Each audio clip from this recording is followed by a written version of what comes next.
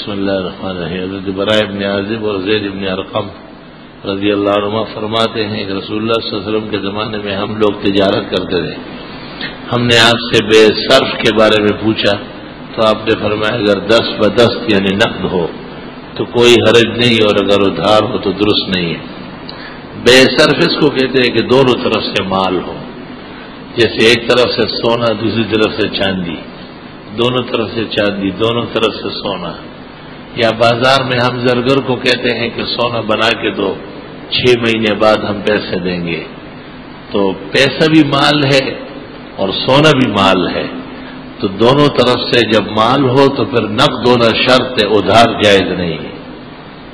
اس کے لیے پھر زرگر خود ہیلا کرتا ہے اور وہ کہتے ہیں میں آپ کو سونا نہیں دے سکتا ادھار، آپ مجھ سے 10,000 20,000 ادھار لے لیں، اس کا سونا خرید لیں، جائز ہے۔ بے صرف اسی کو کہتے ہیں کہ دونوں طرف سے مال ہو اور اس میں ادھار ناجائز ہے اور نقد ہونا ضروری ہے۔ سورہ اخلاص سنت موقدہ کے آخر رکعت میں کی سورت کے بعد بعض اوقات سورت اخلاص کے بعد سورہ فلق ناس کو تلاوت کرتا تھا۔ آپ نے فرمایا کہ 1 سے زائد سورتوں کا پڑھنا مکروہ ہے، یعنی سنت موقدہ میں یا فرضوں میں یا واجب میں، نوافل میں اور غیر موقدہ میں بالاتفاق جائز بلکہ بہتر ہے۔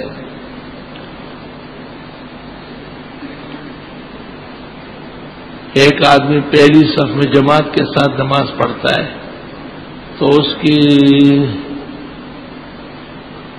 کا وضو ٹوٹ گیا، پتہ نہیں اس کا وضو مؤنث کا ہے، تو اب اس کی جگہ خالی ہو گئی، تو اب ساتھ والا پیچھے والا آدمی آگے آ جائے۔ اگر کسی بستی میں جمعے کی نماز ہوتی ہے تو اس بستی کے دوسری مسجد میں ظہر کی نماز جماعت کے ساتھ پڑھ سکتے ہیں۔ ایک بستی میں ایک جگہ بھی جمعہ جائز ہے اور کئی جگہ بھی جائز ہے۔ جب ایک ہی جگہ اہتمام ہے اور دوسری جگہوں میں جمعہ کی نماز جمعہ کا اہتمام نہیں ہے تو بعض حضرات فرماتے ہیں کہ وہاں وہ لوگ ظہر بھی جماعت کے ساتھ نہ پڑھیں۔ جیسے جیل میں حکم یہ ہے کہ جمعے کے دن ظہر با جماعت پڑھنا مکروہ ہے، اپنی اپنی پڑھ لے لوگ تاکہ جمعے کا شبہ نہ ہو۔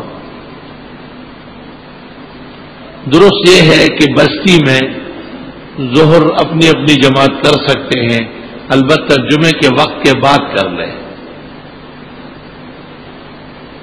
نماز کے دوران سجدے کی حالت میں اگر ایک پاؤں یا دونوں پاؤں زمین سے اٹھ گئے، دونوں پاؤں اٹھنے پر کفایت المفتی کے اندر مفتی اعظم ہند مولانا مفتی کفایت اللہ مرحوم نے فساد صلاۃ کا حکم لکھا ہے کہ نماز فاسد ہو جائے گی۔ ایک آدمی نے ظہر کی سنتوں کی نیت باندھی تو 1 رکعت پڑھ لی، اتفاقاً جماعت کھڑی ہو گئی تو اب سلام پھیرنے یا 2 پر بھی سلام پھیر سکتا ہے، بہتر یہ ہے اجلت کے ساتھ نماز پوری کر لیں پھر جماعت میں شریک ہو جائے۔ وَلَيْسَ لِلْإِنسَانِ إِلَّا مَا سَعَىٰ، اس کی شان نزول کیا ہے؟ شان نزول ليس من علوم القرآن، پہلا قاعدہ تو یہ ہے، اور شان نزول سے تخصیص پیدا ہوتی ہے جبکہ حکم میں عموم ضروری ہے۔ بعض جاہلی لوگ جو ایمان لائے تھے وہ سابقہ اپنے بڑوں کی نیکیاں ذکر کرتے تھے، اس کا جواب آیا ہے کہ آپ کو اپنی نیکی کام آئے گی، ان کی نیکی کام نہیں آئے گی۔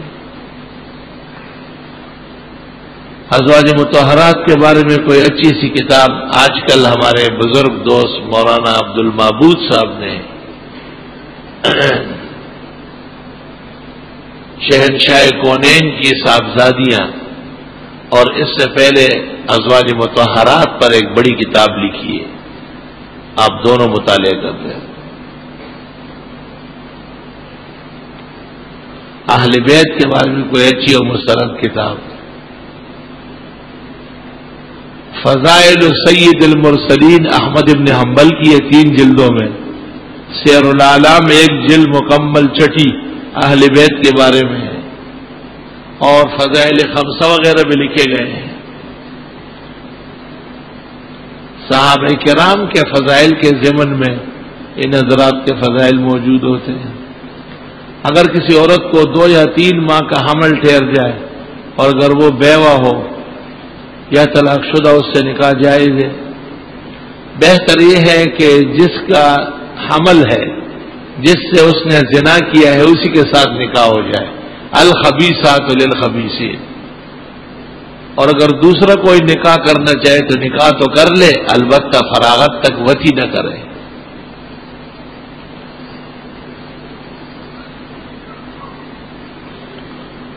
بعد السلام عرضی ہے کہ ہماری مسجد کے امام صاحب نے شب معراج کی عبادت اور روزے کو بہتر کہا ہے۔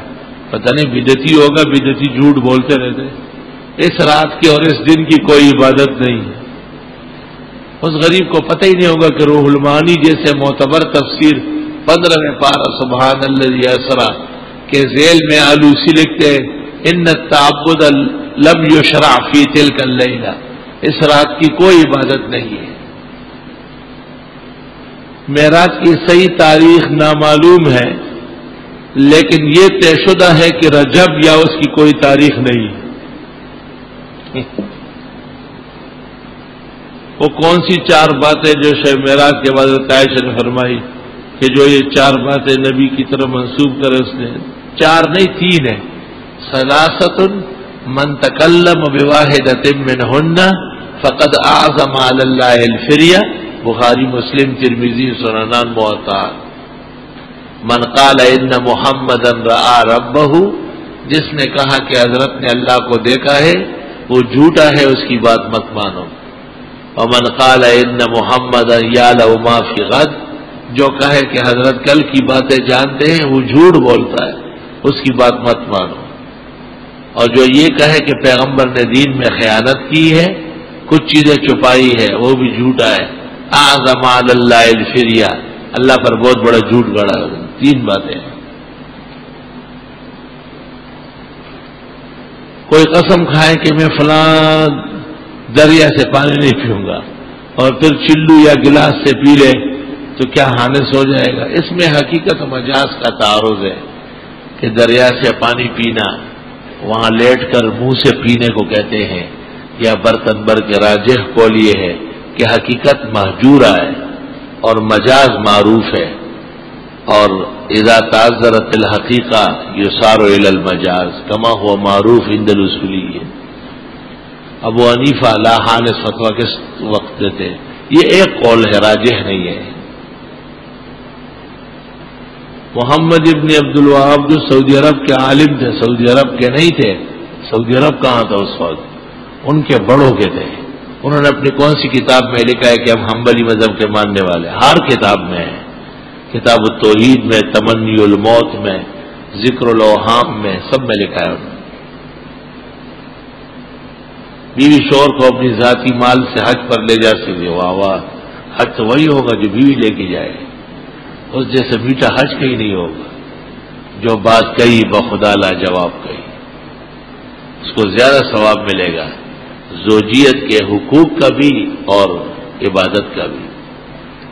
عبداللہ ابن مسعود کی بیوی زینب نے پوچھا تھا نا کہ میرے خاوند عبداللہ ابن مسعود کے بیٹے ہیں اور بیویوں سے، وہ بہت فقراء و تنگ دست ہے، آپ نے فرمایا ان کو خرچ کیا کرو، آپ کو 2 اجر ملیں گے، ایک قرابت کا اور ایک صدقے کا۔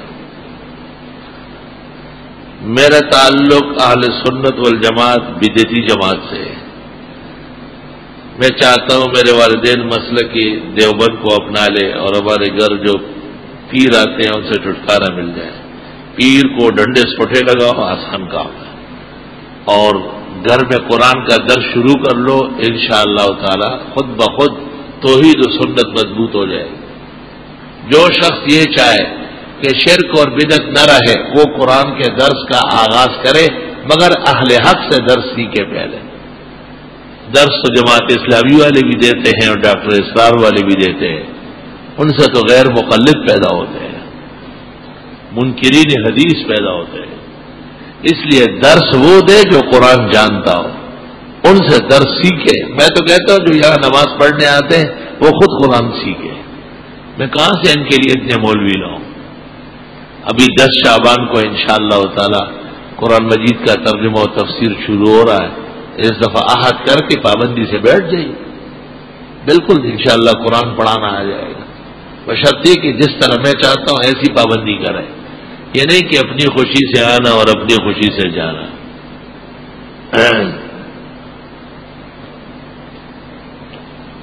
مسئلہ یہ کہ میری سالی اپنے شوہر کے ساتھ حج پر جانا چاہتی ہے، لیکن ساتھ میں اس کی شادی شدہ بہن جن کا شوہر باہر ملک میں ہے، کیا وہ اپنی بہن اور بہنوئی کے ساتھ؟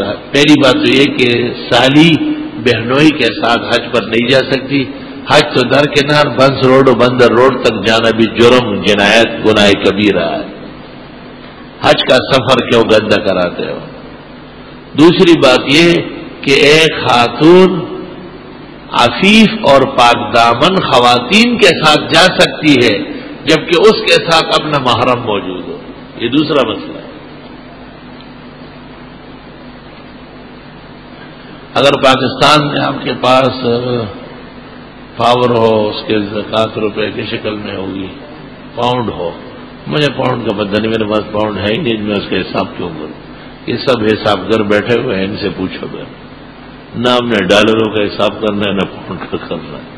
سمے پاغس پر لی ہو چنم پگ غواسری نسخی، کہتے ہیں اس موسم بہار کو کیا کرنا ہے جس میں نہ گائے چرے نہ بچڑے۔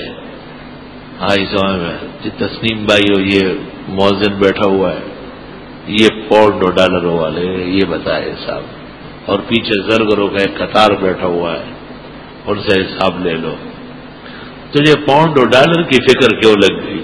اس کی قیمت پاکستانی تو معلوم ہو جاتی ہے، اور پاکستانی قیمت کے حساب سے 52.5 تولے چاندی کا جو بازار نرخ ہوگا وہ نصاب بن گیا، اس 52.5 تولے چاندی کی قیمت کے برابر پاؤنڈ یا ڈالر یا ان کی قیمت، اس سے آگے جتنی رقم ہوگی زکوٰۃ فرض ہو گئی، لیکن زکوٰۃ فرض ہونے کی صورت میں وہ 52.5 تولے کے کل پر بھی زکوٰۃ آئے گی۔ جماعت کے دوران اگر اب امام کو موت آ جائے تو کیا وہ کب ہے؟ بہرحال جماعت کے دوران مقتدیوں کو اکثر موت آتی ہے، امام کو کبھی کبھی آتی ہے۔ پہلی بات سے مقتدیوں کی موت کی ہے، اور عقل بھی یہی چاہتی ہے کہ مقتدی مر جائے، کیونکہ وہ زیادہ اسے کوئی نہ کوئی ٹیمپریری تو آ ہی چکا ہوگا جو خدا کے ذمہ جان لگائے، اور امام بھی بشر و انسان ہے اور اس کی موت بھی مقدر ہے۔ اگر اس دوران موت واقع ہو جائے تو اس کی جگہ دوسرا آدمی نماز پوری کر لے، پھر اس کے بقیہ معاملات کر لے، پھر نماز مکمل کرتا ہے۔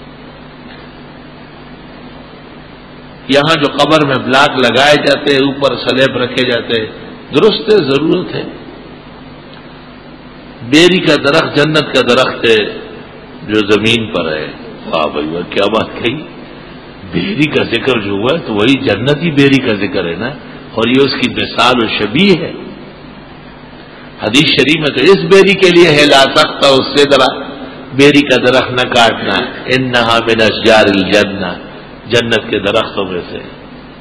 اور آپ نے ایک آدمی کو دیکھا بیری کے پیچھے آرا لیا ہوا تھا، آپ نے بہت غصہ کیا، فرمایا انہا تصبر وتذل، اور یہ تو پھل بھی دیتا ہے چھاؤ بھی دیتا ہے، جس کو کیوں کاٹ رہا ہے؟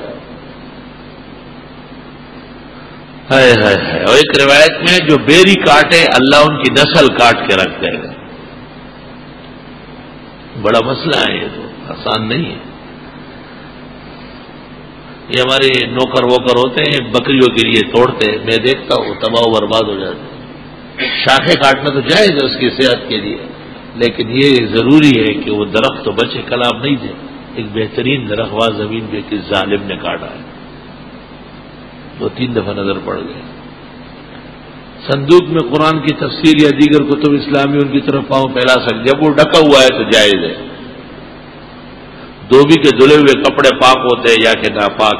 میں نے بعض علماء سنا کہ نہیں، دھوبی کے کپڑے دھلے ہوئے پاک ہوتے، غلط باتیں نہ کیا کرو، لوگوں کو عذاب میں نہ ڈالو۔ قبرستان کی دعا صرف قبرستان میں داخل ہوتے ہی پڑھے تو کیا گھر سے پڑھنا شروع کریں گے آپ؟ کیا بس جب قبرستان قریب آنے لگے تو آپ پڑھیے، اور جب قریب ہونے لگے پھر پڑھ لیں۔ حفاظ کے لیے نماز تراویح میں قرآن مجید سنانا واجب ہے یا مستحب؟ واجب ہے، اور مستحب تو ختم ہے۔ بخاری شریف میں جو واقعہ عبداللہ ابن عمر کا بدعتی کی مسجد چھوڑنے والے آپ اکثر بیان کرتے ہیں، اس کی جلد صفحہ بخاری نہیں ہے، وہ للو ترمذی شریف ہے۔ ترمذی شریف پہلی جلد صفحہ 50 ابھی لے کے آئے، سیکنڈ میں نکال کے دکھاتا ہوں بحکم خدا۔ یہ ہے کہ میں ایک فیکٹری میں کام کرتا ہوں جہاں کی مسجد کے امام بدعتی عقائد رکھتے ہیں۔ عام دنوں میں تو ہم لوگ اپنی جماعت کرتے ہیں، لیکن جمعے کے دن کیا کیا جائے؟ قریب میں جو مسائل ہے وہ بھی بدعتیوں کی مہربانی فرمائے۔ اس کی مثال ایسی ہے جیسے کوئی کہے کہ میں ہفتے کے 6 دن تو روٹی سالن کھاتا ہوں، 7ویں دن پھر میں پاخانہ کھاتا ہوں۔ تو جیسے اس کا دل چاہتا ہے گھوں کھانے کو، اس طرح گھوں کھاتا رہے۔ بدعتی کے پیچھے نماز نہیں ہوتی، جو پڑھی گئی ہے دوبارہ پڑھی جائے گی۔ جمعے کے دن اپنی مبارک نماز نہ تباہ و برباد کر لے، زور پڑھ لے، لیکن مشرک کے پیچھے نہ پڑے۔ جمعے کے دن سورہ کاف کے بعد مغرب تک درود ابراہیم 1000 بار پڑھ تو اللہ توفیق دے، لیکن جمعے کے دن سورہ کاف نماز جمعے سے پہلے پڑھا کرو، کبھی رہ گئی تو بعد میں پڑھ لو۔ اور درود شریف بھی افضل قبل الجمعہ ہے۔